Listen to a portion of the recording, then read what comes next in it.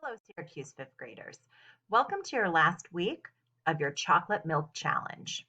As you know, Miss Murphy has asked for your help in making a decision about whether chocolate milk should or should not be allowed in the Syracuse City School District. This is a pretty hot topic, and people have very strong feelings on either side of the argument. This week, you're going to be writing your letter to Miss Murphy, laying out your claim and strong reasons that support your thinking about this issue. You're going to be writing a letter to Miss Murphy, but your letter is going to be structured a lot like an essay. So today, I want to remind you about how we organize essays. And specifically, I want to talk to you about the body paragraphs of your essay, or in this case, of your letter. The anchor chart that you're looking at right now is called Body Paragraphs Often Go Like This. And I want you to notice how there is a predictable structure to the body paragraph. So we see here three different reasons. I see reason one, reason two, reason three. And then there are some sentence starters to give you a little bit of a head start in planning out your body paragraphs. So it might go like this. One reason is that, and then you might have some evidence in that body paragraph. For example, and then have a piece of evidence also, and then you can have a piece of evidence and in addition. And since most of your letters are going to have three reasons, you're going to have three different body paragraphs in your letter. Let me show you what I mean. I'm going to share with you the boxes and bullets outline of a different argument, an argument that people should wear masks. This is another issue over which there's been a little bit of controversy. So let's say that I've planned out an argument and my claim is that people should wear masks.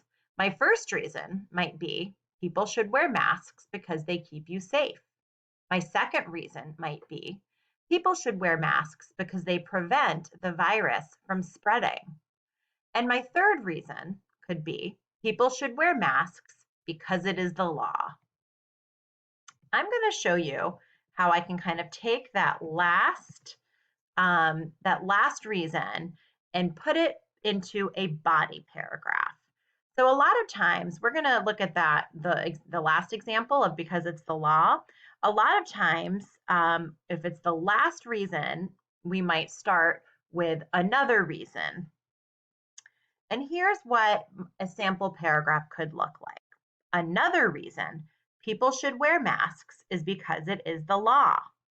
For example, Governor Cuomo issued an executive order in New York State that said starting on April 17th, people need to wear masks in situations where social distancing is hard to do. Also, this rule applies to everyone over 2 years old. In addition, Cuomo stated that it really is a simple measure that can save lives. This shows that people should wear masks because it is a life-saving law. So I want you to notice how I used those sentence starters in my body paragraph, the third body paragraph about how people should wear masks because it is the law. Your job is to start drafting your letter about your claim about chocolate milk in the SCSD. What we're going to encourage you to do today is to work on your three body paragraphs. Hold off on your introduction and your conclusion. There'll be another little quick lesson about that you can watch on YouTube, or if you're doing the activities in Seesaw.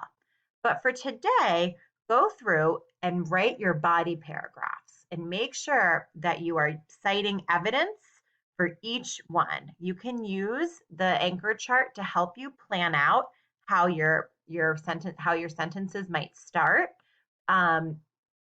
And be sure to get your best thinking down on your paper today. Remember that the body paragraphs are really like the meat of your argument. This is the most important part of your essay or your letter in this case. Ideally, you would have 3 different body paragraphs for 3 strong reasons. Sometimes, though, argument writers can only come up with 2 really strong reasons. So if you find that you only have 2 really strong reasons to support your claim, that's okay. You can skip your body paragraph number 3 if you don't have a reason. It's better to have 2 really good reasons with strong evidence than a third reason that might not really be that different from the first 2 or might not really be that strong of an idea. So keep that in mind as you plan your letters to Miss Murphy or as you start drafting your letter to Miss Murphy.